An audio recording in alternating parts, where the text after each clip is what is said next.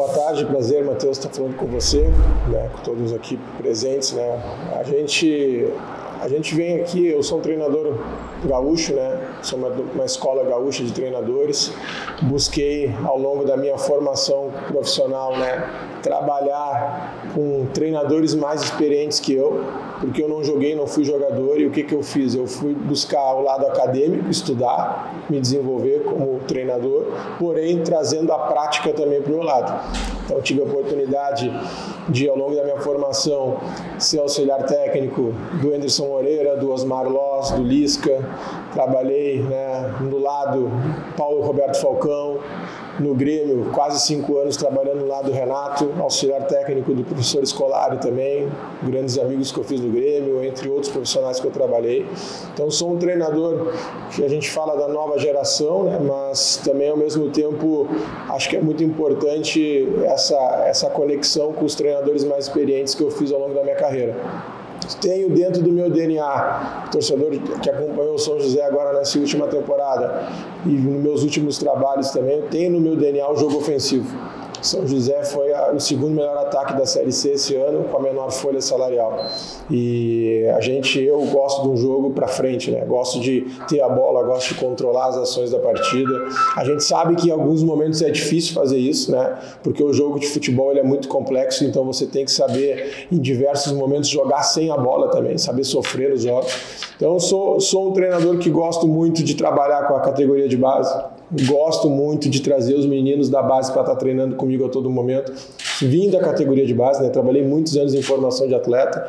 Hoje venho trabalhando futebol profissional já faz algum tempo, né? E ao mesmo tempo acho que é importante, a gente tem o Pedro conversado bastante sobre isso, o presidente também, de achar esse equilíbrio entre os meninos e os jovens. Então o torcedor vai ver isso, vai ver um treinador comprometido, um treinador que gosta de colocar o time para frente, tem uma escola de futebol, como eu falei, lá do Rio Grande do Sul, porém também tenho a licença Pro da AFA, acho que o futebol argentino foi um momento importante na minha formação também, né? Estudar a formação como o treinador argentino pensa, junto com a licença da CBF, porque a gente também não pode perder o nosso DNA do futebol brasileiro, que é um futebol alegre, um futebol com liberdade, e eu estou muito feliz de estar encarando esse projeto.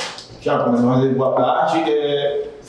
Vi alguns jogos seus, né, com o São José. O 3-4-3, me parece que você gosta muito, né? Queria que você descobrisse um pouco mais, né? E a partir disso, na formatação dele, como é que você está encaixando essas peças? É um sistema de jogo que eu gosto bastante, porque a gente consegue, né, nessa plataforma do 3-4-3, dentro da partida eu consigo em alguns momentos, né, mudar isso também, né, na necessidade de às vezes você tirar um zagueiro e entrar com uma linha de 4.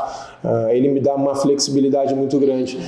O torcedor que acompanhou, e como você falou muito bem, né, acompanhou o São José, viu um time que joga com 3 zagueiros, e às vezes as pessoas pensam assim, 3 zagueiros é defensivo, mas é um 3 zagueiros extremamente ofensivo, né? Porque a gente utiliza esses zagueiros na primeira fase de construção do jogo como armadores, né? Então a gente coloca muitas vezes, o São José, por exemplo, jogou com 3 zagueiros nessa segunda linha de 4, né? Com 2 beiradas pelos lados, 2 volantes e 3 atacantes. Teve jogos ao longo dessa competição que nós jogamos com 5 beiradas e um centroavante dentro da partida. Então é um sistema que ele nos dá essa possibilidade também de daqui a pouco eu botar alas com um pouquinho mais de capacidade defensiva ou alas atacantes extremas jogando nesse posicionamento. E também dá uma liberdade um pouco maior para os atacantes, para jogar um jogo posicional por dentro, buscar umas conexões maiores entre jogadores do meio campo e os alas. Então, e essa variação que eu falei para você, a gente faz muito ao longo da temporada, de alguns momentos tirar um dos zagueiros, colocar um meia ou colocar um tripé no meio campo, fazer um 4-3-3. Essas variações que eu fiz agora na Série C do Brasileiro com São José, a gente pretende implantar um pouco aqui também. Perfeito, Tiago, prazer, João Thalia, sou da TV Band. Qual a expectativa desse novo ano à frente do Sampaio Corrêa? Nós temos a expectativa de, no primeiro semestre, né, principalmente viver passo a passo, a gente encarar essa primeira final de campeonato no dia 7. Logo na sequência, tudo dando certo, a gente teria mais uma final para entrar na fase de grupos da Copa do Nordeste. Então, retomar, e é algo que eu falei ao presidente, falo, Pedro, retomar títulos, né? Acho que a gente tem que ser campeão, e o Sampaio é uma equipe que me atraiu demais por tudo que eu falei hoje na entrevista na TV Sampaio, não só, né, pela grandeza do clube, pelo presidente que tem colocado o Sampaio num outro patamar, mas eu como treinador eu quero ganhar, eu quero ser campeão. Então a gente nesse primeiro semestre buscar um título estadual, a gente entrar na Copa do Nordeste, fazer uma base de equipe boa para encarar a Série C, tem uma Copa do Brasil no meio do caminho que financeiramente para o clube é muito importante, ir passando de fase, só que a gente tem um grande desafio. Qual que é o grande desafio? Todo time que rebaixa, que vem de uma Série B, ou ao contrário, da C para D, esse time ele tem que reiniciar um planejamento novo. E a Série B acabou agora. Os nossos concorrentes da Série C já estão com o time montado. Eu saí do São José com o time montado. O time de São José estava pronto. É mais uma ou duas contratações, então já está pronto. Por quê? Porque o campeonato da Série C acabou muito antes da Série B. Então, os 4 times que caem da B, eles têm essa dificuldade nesse primeiro momento. Por isso que o torcedor, todos nós, vamos ter que ter um pouquinho de paciência no início do trabalho, porque é natural, né, nesses primeiros jogos, você ainda está encaixando a equipe, né, porque é muito importante essa pré-temporada, mas ao mesmo tempo a pré-temporada fica curta. Ela não é uma pré-temporada como muitos clubes estão fazendo com 35, 40 dias de preparação. Então a gente vai ter esse desafio e obviamente que no segundo semestre o grande momento que eu quero como treinador é buscar um acesso. O acesso que bateu na trave no São José, porque nós tivemos um gol anulado pelo VAR aos 51 minutos do jogo lá no Brusque, um gol anulado onde o VAR não conseguiu traçar as linhas, depois a gente recebe o vídeo, análise, infelizmente o VAR naquele momento anula o gol do acesso do São José com uma situação sem conseguir tecnicamente traçar as linhas. E o Sampaio Corrêa é o time que vai dar condições para mim como treinador montar uma equipe competitiva e buscar esse acesso que é um grande objetivo da temporada também.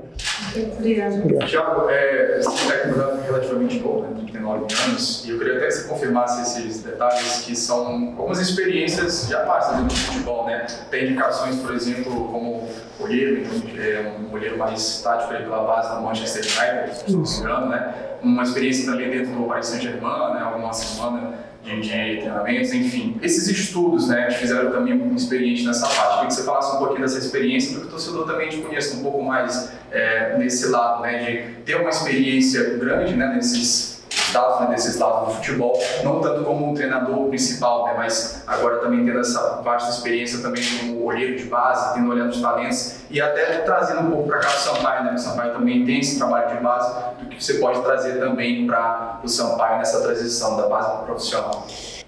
Na minha formação profissional, eu sempre achei muito importante eu vivenciar situações diferentes dentro do futebol, né? Então, eu venho trabalhando há muitos anos e trabalhei com categorias sub-9, sub-10, sub-11, até chegar no profissional.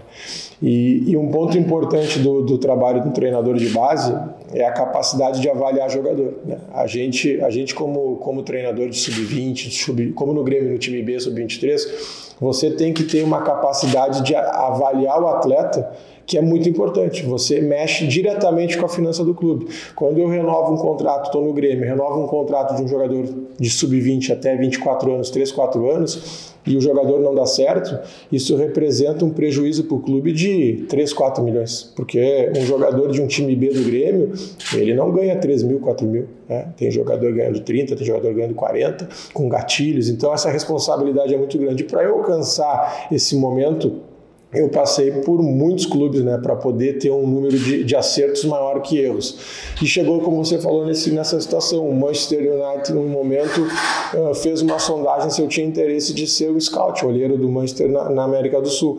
Porque quando você trabalha com muito atleta com qualidade, você começa a desenvolver, né, essa habilidade de identificar quem vai jogar no Manchester, quem vai jogar no MLS, quem vai jogar no mundo árabe. E isso foi importante, assim, acho que eu fui construindo isso eu posso agregar aqui junto com o trabalho, né? Esse é um ponto importante, fazendo agora o link com a base. E a gente conseguir, não só como treinador, trazer o resultado dentro de campo, mas também com a conexão minha com a categoria de base, utilizar essa experiência que eu tenho de trabalhar com muitos atletas que foram vendidos para outros mercados, poder daqui a pouco colaborar. Ó, esse jogador aqui nós temos que ter um pouquinho mais de paciência, vamos trazer pro profissional um dia, vamos descer o outro. Ó, esse moleque está pronto, próximo jogo eu vou botar ele no banco, próximo jogo eu vou lançar ele no profissional. E isso tudo eu acho que eu vou poder agregar também, além de, obviamente, que o torcedor quer que a gente ganhe jogos, né? A gente tem que ganhar título, ganhar jogo e ter acesso, porém eu também posso agregar muito nessa questão de formatar a categoria de base linkada com o profissional. Tiago, pegar esse gancho seu, né, sobre visualização de possíveis nomes e contratações, talvez o grande gargalo do rebaixamento do Sampaio Corrêa tenha sido o alto nível de contratações, né? Sem ter esse tato que você citou ainda há pouco. Foram mais de 60 contratações que o Sampaio Corrêa fez. Como é que você está costurando isso com a diretoria do Sampaio Corrêa, com o presidente Sérgio Frota, com o Pedro? Como é que tem sido esse movimento de contratações, visto que o Sampaio Corrêa vai fazer uma reformulação considerável? Nós estamos muito diariamente se conectando, conversando, eu, Pedro e o presidente, né? Porque a necessidade de a gente encontrar os jogadores, né? Nesse momento ela se torna muito mais difícil, porque como eu falei antes, os principais jogadores que jogaram Série C já estão tudo contratados. Os jogadores que foram destaque da D já estão tudo com contrato assinado. E o que acontece? Os jogadores da Série B, eles estão agora começando a se encaixar nos clubes. E a gente tem conversado muito sobre, num time certo, achar o momento de você contratar esses atletas.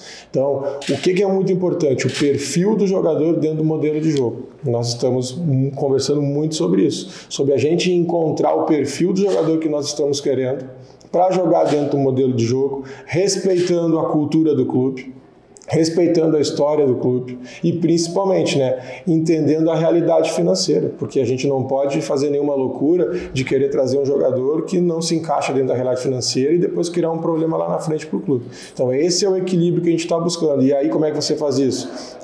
Com o network, trazer alguns jogadores emprestados com custo baixo, para você também buscar jogadores com mais experiência, com mais bagagem, para daqui a pouco investir um pouco mais. As contratações estão sendo feitas em cima desses parâmetros. Eu tenho um protocolo de contratação de jogador que a gente passa, eu falo brincando até com o meu analista, a gente fala brincando assim, é o protocolo 5 estrelas, que a gente vai passar por 5 etapas de análise do jogador, onde a gente busca histórico dele de jogos nessa temporada, onde ele estava jogando, né? Como foi as últimas 2 temporadas dele. Esse jogador, ele performou na divisão que nós vamos jogar? Ele é um jogador que jogou na Série C, nunca jogou Série C. Esse é uma outra ponta da estrela. Histórico do jogador extracampo. Isso é muito importante. É um cara que é bom de grupo, é um cara que tem um bom vestiário, é um cara que tem um bom extracampo, né? Com quem esse jogador trabalhou? Quais os treinadores? Porque assim, se você falar para mim assim, ó, eu vou trazer um volante que trabalhou com o Diniz. A gente sabe o que o Diniz quer para um volante, né? Vou trazer um volante que trabalhou com o Guardiola. A gente sabe o que o volante que joga com o Guardiola tem que ter. O que o volante que joga com o Diniz tem que ter. O que o volante que joga com o Thiago tem que ter. Então essa é uma outra ponta que a gente busca identificar dentro dessas contratações. E um outro ponto dessas 5 estrelas da quinta ponta que eu fico buscando é a questão de números, que eu dou muita importância também.